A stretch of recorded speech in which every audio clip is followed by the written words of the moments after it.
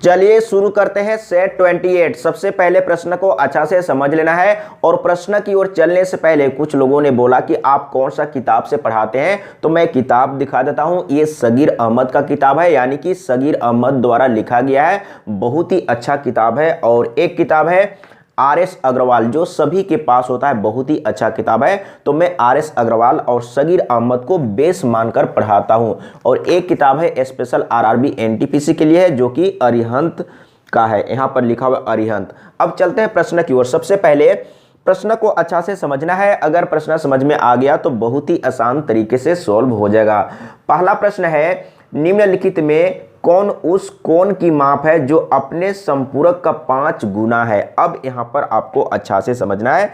सबसे पहले प्रश्न समझ में आ जाना चाहिए। क्या बोल रहा है, निम्नलिखित में कौन उस कोण की माप है जो अपने संपूरक का 5 गुना है। तो मान लेते हैं एक कोण x है और इसका संपूरक क्या होगा, यानी कि 180 डिग्री माइनस x होगा, यानी कि इससे ये 5 गुना है। तो आपको बैलेंस करना होगा।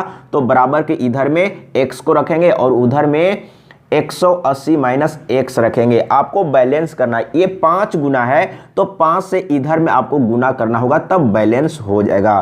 तो इधर में x हो गया। इसके बाद 5 से गुना कर लेते हैं तो 18 पच्चे 90 होता है और एक जीरो बैठा दिए। इसके बाद 5 से इसको गुना करेंगे तो कितना हो जाएगा, 5x हो जाएगा। और इसको इधर में ले आएंगे तो इसके साथ जुट जाएगा, यहाँ पर माइनस में है तो इधर आके प्लस होगा।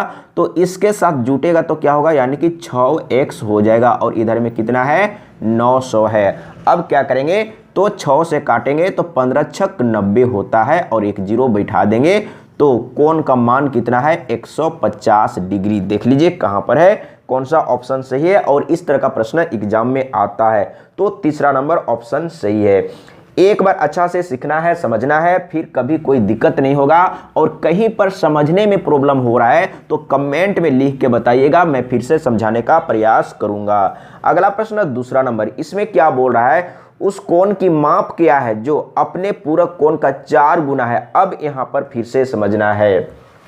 मान लेते एक कोण x है। अब यहां पर पूरक कोण की बात बोल रहा है। आपको अच्छा से समझ लेना है कि संपूरक कोण किसको कहा जाता है और पूरक कोण किसको कहा जाता है। दो वैसा कोण जिसको जोड़ने से 90 डिग्री होता है उसको पूरक कोण कहा जाता है, एक दूसरे का पूरक कहा जाता है। और दो वैसा कोण जिसको जोड़ने से 180 डिग्री होता है एक दूसरे का संपूरक कहलाता है। तो दूसरा नंबर प्रश्न में क्या है, पूरक कोण है।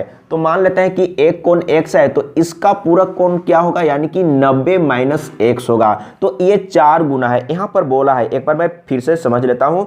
उस कोण की माप क्या है जो अपने पूरक कोण का 4 गुना है, यानी कि एक कोण ये है और इसका पूरक कोण ये है तो इससे ये 4 गुना है। तो आपको बैलेंस करना है, तो बराबर के दोनों तरफ रखना है। तो इसको इधर रख लिए और इसको इधर में रखेंगे। तो ये 4 गुना है तो 4 से इधर में गुना करेंगे तो बैलेंस हो जाएगा। तो इधर में x रहेगा और 4 से गुना करते हैं, 4 9 36 और एक जीरो। इसके बाद इसमें क्या हो जाएगा, माइनस 4x हो जाएगा। और इसको इधर में लाएंगे तो प्लस में हो जाएगा और इसके साथ जुटेगा तो 5x हो जाएगा। और इधर में कितना है, 36 और एक जीरो। 5 से डिवाइड कर लेते हैं तो 5 से काटेंगे तो क्या होगा, 5 सत्ते 35, एक बच गया है। फिर से 5 दूना 10, यानी कि x बराबर आ गया है। तो कोण यानी कि ये कोण का मान निकालना था, तो कितना है, यानी कि 72 डिग्री है। तो देख लीजिए कहां पर है। तो पहला नंबर ऑप्शन सही है। अगला प्रश्न तीसरा नंबर। सबसे पहले प्रश्न को अच्छा से समझना है। अगर प्रश्न समझ में आ गया तो बहुत ही आसान तरीके से सॉल्व हो जाएगा और इस तरह का प्रश्न एग्जाम में आता है।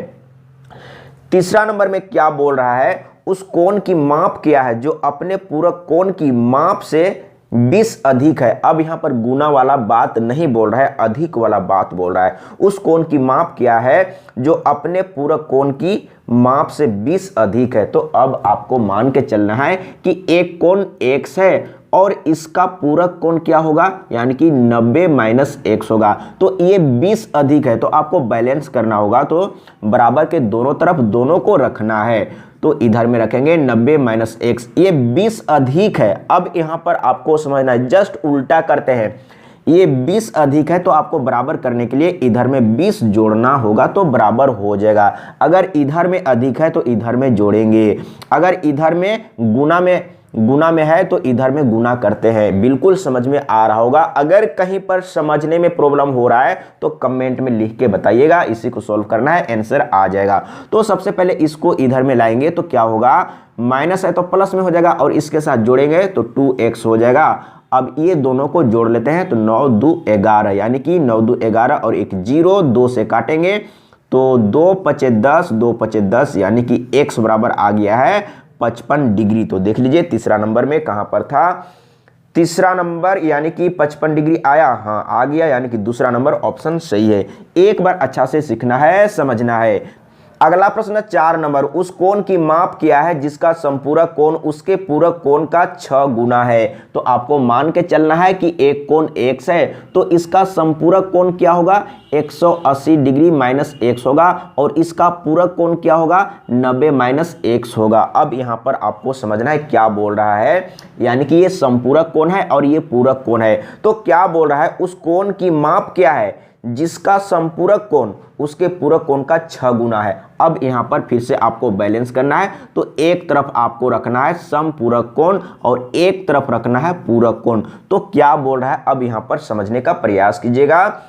उस कोण की माप क्या है जिसका संपूरक कोण उसके पूरक कोण का 6 गुना है, यानी कि ये संपूरक कोण है तो ये 6 गुना है, तो 6 से इधर में गुना कर देंगे तो बैलेंस हो जाएगा और x का वैल्यू आप निकाल सकते हैं। तो इधर में 180 माइनस x है और 6 से गुना कर लेते हैं तो क्या हो जाएगा, 9 छक 54, 9 छक 54 और एक 0, इसके बाद इसमें गुना करते हैं तो 6x हो जाएगा।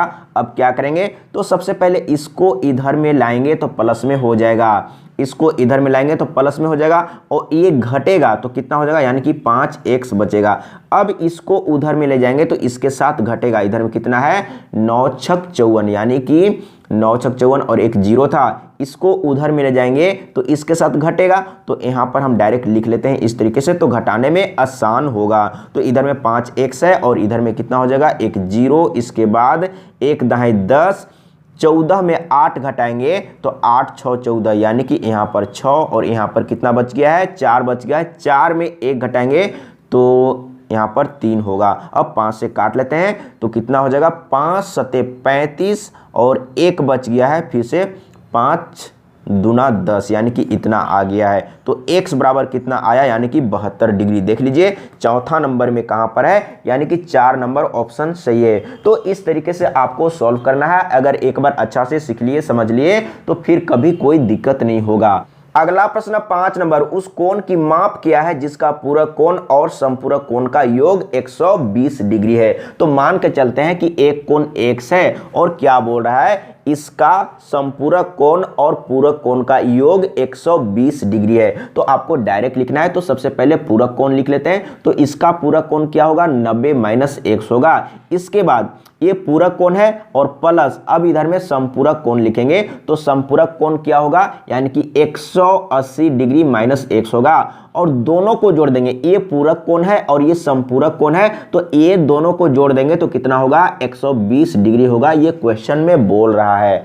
अब यहाँ पर आपको समझना है तो सबसे पहले ये दोनों को एक साथ जोड़ लेते हैं तो कितना हो जाएगा, तो 0 और 0 0 हो जाएगा। इसके बाद 18 और 9 कितना होगा, 27 हो जाएगा और इसके बाद ये दोनों को एक साथ जोड़ेंगे तो माइनस 2x हो जाएगा और इधर में कितना है, 120 डिग्री है। तो यहाँ पर जो वैल्यू है वो क्या है, डिग्री में है। अब क्या करेंगे, इसको उधर में ले जाते हैं तो प्लस में 2x हो जाएगा और इसको इधर में लाएंगे तो इसके साथ घटेगा। इधर में 270 है, इसको इधर में लाएंगे तो कितना हो जाएगा, यानी कि घट जाएगा। तो घटाने के बाद कितना होगा, तो देख लीजिए एक 0, इसके बाद यहाँ पर 5 और यहाँ पर 1 यानी कि इधर में कितना है, 2x है। 2 से काट लेते हैं तो क्या हो जाएगा, यानी कि 2 सते 14, 1 बच गया है, फिर से 2 पचे 10 यानी कि इतना। x बराबर आ गया है 75 डिग्री। तो देख लीजिए कोण हम लोग मान के चले थे इतना, तो x का वैल्यू आ चुका है। देख लीजिए कहां पर है, यानी कि पहला नंबर ऑप्शन सही है 75 डिग्री। अगला प्रश्न 6 नंबर, किसी बहुभुज के अंतः कोणों का जोड़ 8 समकोण है तो बहुभुज में भुजाओं की संख्या क्या है। सबसे पहले प्रश्न को अच्छा से समझ लेना है। इसमें क्या बोल रहा है, बहुभुज के अंतः कोणों का योग 8 समकोण है। तो 8 समकोण का मतलब क्या समझे, 8 गुने 90 डिग्री। सबसे पहले आपको एक फॉर्मूला याद कर लेना है, बहुभुज के अंतः कोणों का योग बराबर क्या होता है। मैं शॉर्टकट में लिख रहा हूं, योग बराबर, यानी कि बहुभुज का अंतः कोण का योग बराबर होता है 2 इंटू n-2 और गुने में 90 डिग्री होता है। यहाँ पर योग दिया हुआ है तो इसको यहाँ पर रख देना है 8 गुने 90, इसके बाद इधर में कितना है 2 गुने n-2 और गुने में 90 डिग्री है। अब यहाँ पर देखिए ये 90 और ये 90 कैंसिल हो जाएगा। इसके बाद 2 से इसको काटेंगे तो 2 चौके 8 हो जाएगा, इधर में 4 है और इधर में क्या है, यानी कि n-2 बच गया है। अब इसको इधर में ले आएंगे तो ये माइनस में है तो इधर आके प्लस में हो जाएगा,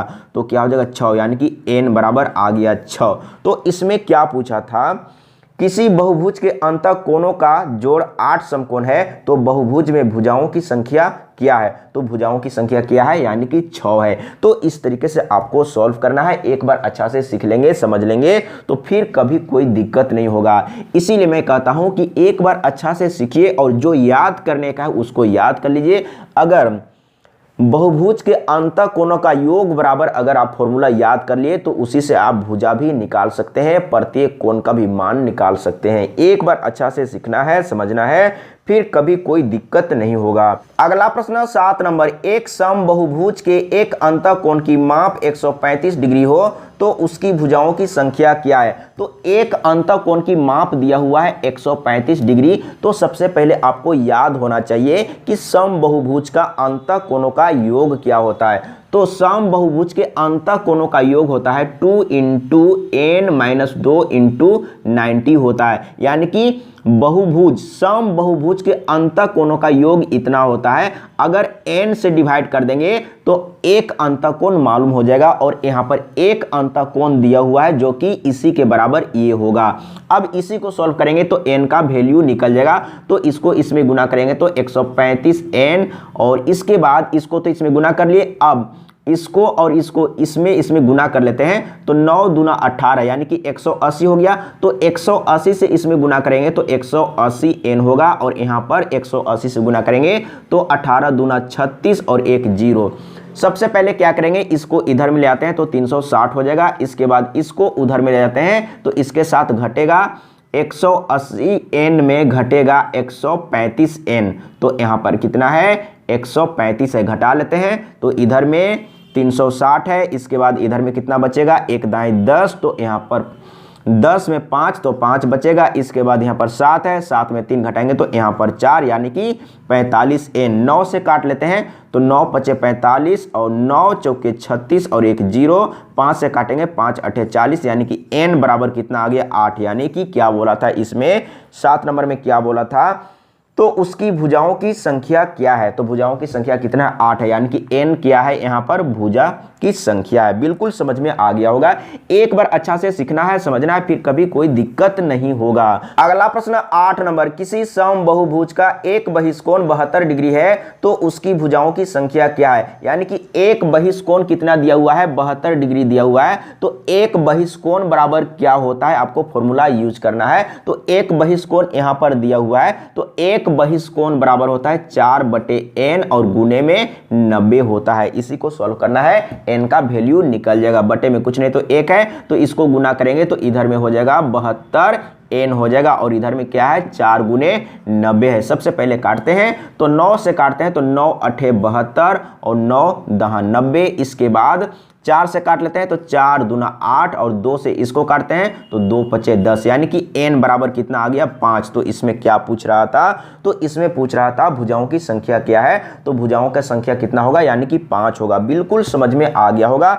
अगला प्रश्न 9 नंबर, दिए गए चित्र में जेड का मान डिग्री में होगा। एक बार अच्छा से समझना है, इस तरीके से दिया हुआ है, एक कोण यहां पर है, एक कोण यहां पर है, एक कोण यहां पर है। अगर सभी कोण को जोड़ेंगे तो 180 डिग्री होगा। एक बार अच्छा से समझना है, ये एक लाइन है और इस लाइन के ऊपर अगर 10 कोण बना हुआ रहेगा, 20 कोण बना हुआ रहेगा, 4 कोण बना हुआ रहेगा, 5 कोण बना हुआ रहेगा, अगर सभी कोण को जोड़ेंगे तो 180 डिग्री ही होगा। एक बार आपको हमेशा के लिए याद कर लेना है और सीख लेना है। तो उसी तरीके से यहाँ पर 3 कोण बना हुआ है, अगर तीनों को जोड़ेंगे तो 180 डिग्री होगा। 2z plus 3z plus 4z, तो सभी को जोड़ेंगे तो 180 डिग्री ही होगा। अब यहाँ पर सभी को जोड़ लेते हैं तो कितना होगा, 4 3 7 और 2 9, यानी कि 9z हो गया। और इधर में कितना है, 180 डिग्री है। 9 से काटते हैं, 9 दूना 18, यानी कि z बराबर कितना आ गया, 20 आ गया। तो इसमें z का मान निकालने के लिए कहा था, तो बोल रहा था z का मान डिग्री में होगा, तो 20 डिग्री। देख लीजिए कहां पर है। अगला प्रश्न 10 नंबर, एक समतल में एक त्रिभुज ABC है। त्रिभुज के अंदर एक बिंदु O इस प्रकार है कि रेखाएं OB और OC क्रमशः कोण B और कोण C को समद्विभाजित करती है। यदि कोण BAC बराबर 60 डिग्री हो तो कोण BOC है। अब यहाँ पर आपको समझना है, एक त्रिभुज दिया हुआ है, सबसे पहले त्रिभुज बना लेना है। तो त्रिभुज इस तरीके से, यहाँ पर A है और यहाँ पर B है और यहाँ पर C है, और त्रिभुज के अंदर में एक बिंदु O है। अब यहाँ पर O है और यहाँ से इस तरीके से इसको मिला दिया गया है। एक बार अच्छा से समझना है। तो इसमें क्या बोल रहा है, एक समतल में एक त्रिभुज ABC है, त्रिभुज के अंदर एक बिंदु O इस प्रकार है कि रेखा OB, अब यहाँ पर देखिए OB और OC क्रमशः कोण B और कोण C को समद्विभाजित करती है। यदि BAC कितना है, 60 डिग्री, BAC यानी कि ये वाला कितना है, 60 डिग्री है, तो आपको ये वाला कोण निकालने के लिए कहा गया है। अब यहाँ पर आपको समझना है BOC क्या होगा, BOC यानी कि ये वाला कोण क्या होगा। अब आपको समझ लेना है, अगर इस तरह का फिगर कहीं पर दिया हुआ है तो इसका मान क्या होगा, यानी कि इसका मान क्या होगा, तो 90 प्लस इसका आधा, यानी कि a का आधा होगा। 90 प्लस a का आधा, तो आपको क्या करना है, 90 प्लस a का आधा, तो a कितना है, 60 है, तो 60 का आधा कितना होगा, यानी कि 30 होगा, यानी कि 90 प्लस 30, तो 90 प्लस 30 कितना हो जाएगा, यानी कि 9 3 12, यानी कि 120 डिग्री। देख लीजिए कहां पर है, तो 10वां नंबर में 120 डिग्री, यानी कि पहला नंबर ऑप्शन सही है। अब इसी में एक चीज आपको अच्छा से समझना है, अगर ऊपर में इस तरीके से बन रहा है तो आपको क्या करना है, 90 प्लस a बटे आधा करना है। अगर अब यहां पर आपको समझना है, एक बार मैं मिटा लेता हूं, एक बार समझा देता हूं, समझने का प्रयास कीजिएगा।